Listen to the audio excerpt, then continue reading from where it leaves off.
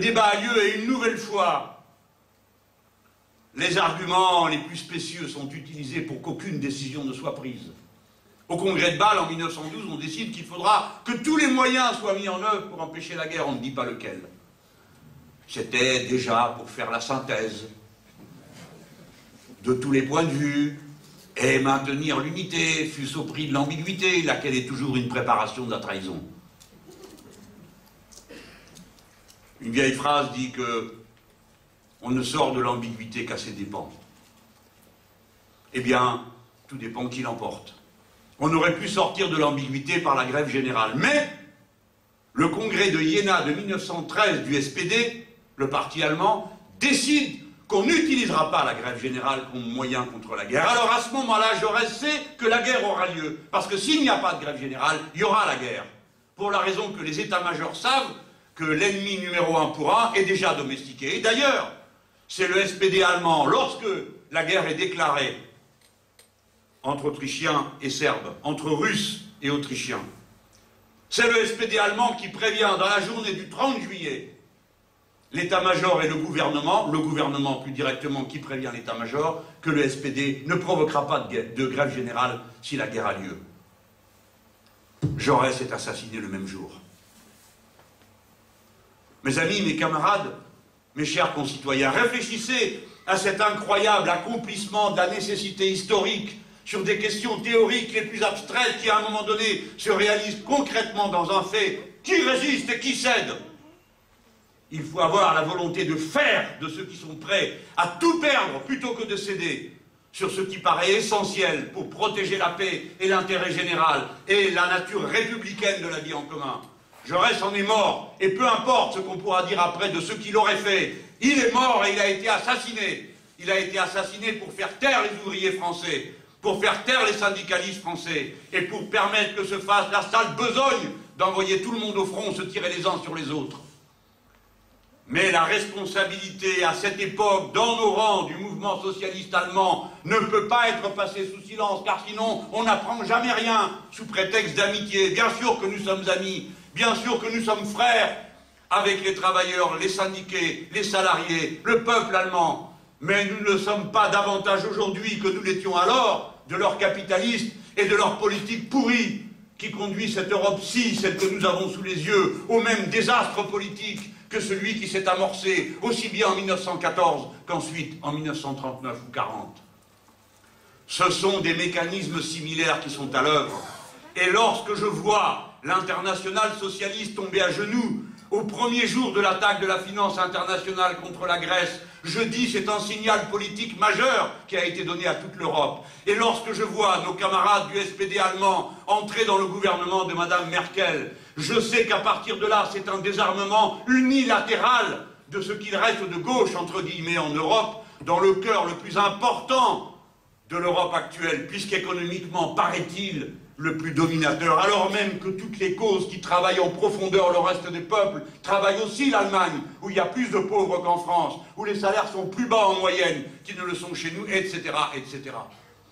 Un désastre est en train de mûrir, et ce désastre a son point de verrouillage. C'est la politique économique, ce sont les politiques d'austérité, c'est une Union européenne qui impose de force au peuple des politiques dont ils ne veulent pas. Et lorsqu'ils ne veulent pas, lorsque leurs députés disent qu'ils ne veulent pas l'appliquer, comme ce fut le cas à Chypre, lorsqu'il ne s'est pas trouvé une seule voix dans le Parlement pour voter le plan décidé par l'Union européenne et la Troïka, alors le banquier central, qui paraît-il est indépendant, a décidé de supprimer à Chypre toute circulation de la monnaie. C'est un acte de guerre qui a été commis par un banquier central contre un pays, mais c'est un petit pays, alors on n'en parle pas. Lorsque, enfin, ayant un sursaut de dignité, le Premier ministre grec décide qu'il ne veut plus appliquer et qu'il va demander l'avis du peuple et provoquer un référendum, en 24 heures, il est limogé et un autre prend sa place. Ce sont des faits que vous avez eus sous les yeux, mes concitoyens. N'écoutez pas les voix qui cherchent à vous endormir, à vous faire croire que tout se passe dans un monde tranquille, où les choses finiront par s'arranger du moment qu'on se tait sur l'essentiel et qu'on s'arrange sur le reste en cachette. Le mouvement socialiste allemand, en 1913, à son congrès de Iéna, refuse la grève générale comme moyen d'arrêter la guerre. Iéna, 1913. Et le mouvement socialiste français, en juillet 1914, vote encore un amendement proposant la grève générale. Quel raisonnement fut opposé à ceux qui tenaient pour la grève générale? Il avait sa cohérence, comme toujours. Les mauvaises raisons ne se signalent pas par l'absence de raisonnement. On disait, du côté des socialistes allemands, oui, mais vous comprenez, si nous décidons la grève générale, comme nous sommes très forts, nous paralyserons tout en Allemagne. Mais vous, comme vous n'êtes pas très fort et que vous n'avez pas un syndicalisme très fort, disait-il, à propos des Français, vous n'empêcherez rien. Si bien que la grève générale n'aura qu'un seul résultat, la défaite de l'Allemagne. Raison pour laquelle ces socialistes-là, si spéciaux, ont décidé qu'ils ne feraient pas la grève générale. C'est-à-dire qu'on aurait la guerre. Et ils ont quand même eu la défaite de l'Allemagne.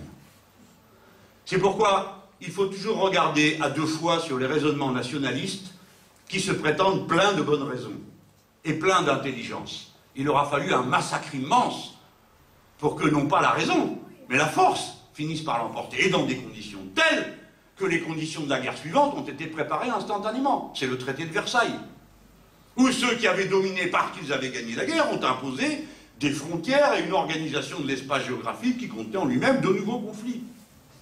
À commencer avec les Allemands. Et deuxièmement, parce que, comme la crise avait une origine dans les obstacles internes que rencontrait le capitalisme, il est clair qu'une fois que de nouveaux secteurs, de nouveaux pans entiers d'Europe échappaient au marché capitaliste, ce fut le cas avec l'URSS, et qu'aucune des contradictions de base du système n'avait été réglée, par conséquent, tout était prêt pour que ça reparte. Et ça repart. La crise majeure qui suit, elle est en 1929, c'est-à-dire à peine 15 ans, à peine 15 ans, 14, 29. Tout ça va très vite, mes amis. Très vite. La suivante crise a lieu en 1929. Et elle prépare, vous le savez tous, je ne vous fais pas l'injure d'un cours d'histoire, de 29 directement à 1940. En transitant par les mêmes mécanismes d'embrigadement populaire pour opposer les peuples les uns aux autres et les diviser en profondeur. Diriez-vous qu'ils ne sont pas à l'œuvre aujourd'hui? Bien sûr que oui, et vous les avez sous les yeux. Ce détour par l'histoire est destiné à appeler chacun à réfléchir profondément sur les grandes questions politiques qui paraissent d'abord abstraites, mais qui déterminent le cours stratégique de la lutte et des responsabilités que nous avons. La première d'entre elles est de faire vivre le débat. Nous commémorons pour réfléchir, pas pour arrêter de réfléchir. Nous commémorons pour nous permettre de célébrer, c'est-à-dire en toute connaissance de cause, dire pour finir, c'est Jaurès qui avait raison. J'aurais préféré, moi, que François Hollande ne se contente pas de le mentionner au détour d'une phrase, et surtout qu'on n'aille pas chercher Charles Péguy à citer parmi ceux qui croyaient que c'était la der des der. Ne serait-ce que parce que Péguy avait outrageusement insulté Jean Jaurès. Il l'avait traité, évidemment, de trompette de la trahison. Il l'avait traité d'allié des Allemands. Quelle est terrible, cette histoire, qui vous montre, mes amis, mes concitoyens, comment les puissants pourchassent, jusqu'à la mémoire de ceux qui nous représentent. Souvenez-vous qu'au procès pour l'assassinat de Jaurès, son assassin fut acquitté. Et comme il a été acquitté, c'est la veuve de Jaurès qui a payé les frais de justice. Jamais ils nous ont lâchés. Pendant des années, on a vu dans les caricatures Jean Jaurès, hirsute, car évidemment tout tribun de gauche est une bête furieuse qui ne se contrôle pas, qui est en colère. Eux sont intelligents, ils sont subtils, ils sont fins. Nous sommes une variante de l'animalité. Nos femmes paraissent sur les barricades, dépoitraillées, le cheveu au vent. Nos hommes sont avinés la plupart du temps, raison pour laquelle Jean Jaurès est toujours représenté en caricature avec une bouteille de vin de Metz dans la poche, parce qu'en plus, à leurs yeux, nous sommes des hypocrites. On lui disait « Comment, monsieur Jaurès, vous êtes pour la laïcité? Mais vos enfants ont fait la communion. Vous êtes donc un hypocrite. » C'est-à-dire que dans un acte intime, où Jean Jaurès avait fait la preuve de sa tolérance et de son amour pour son épouse qui, elle, était croyante. C'est ça qu'on lui reproche, à lui, qui ne l'était pas. Vous voyez, tout est bon. Quoi qu'on dise, quoi qu'on fasse, contre nous. Et chacun d'entre vous le sait bien. Dans son entreprise, dans son environnement. La tête dure est toujours montrée du doigt. Et du matin au soir, on lui montre un miroir, on lui dit, tu vois, comme tu as la tête dure et comme tu n'es pas belle, comme tu n'es pas beau.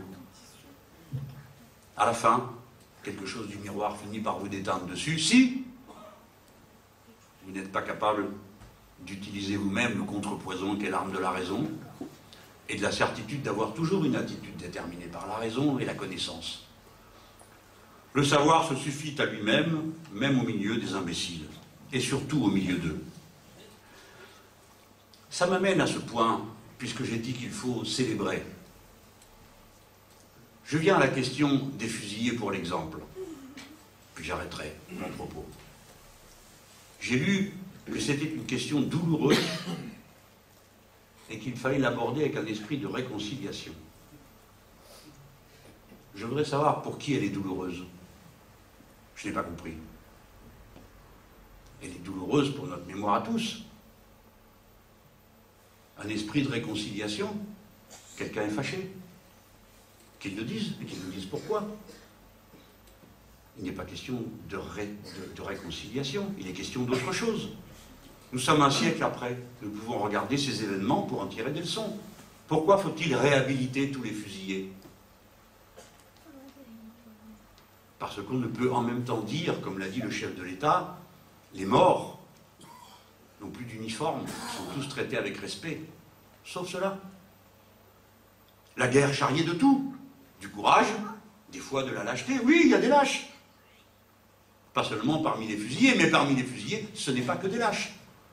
C'est même Sarkozy, Nicolas Sarkozy, président de la République, qui a dit « Je veux attester du fait que parmi ceux qui furent condamnés, tous n'étaient pas des lâches, bien loin de là. » En fait, nous n'en savons rien, car ce ne sont pas des jugements qui ont été prononcés, mes chers concitoyens. Vous ne savez pas qui a été condamné, pourquoi. Vous ne le savez pas.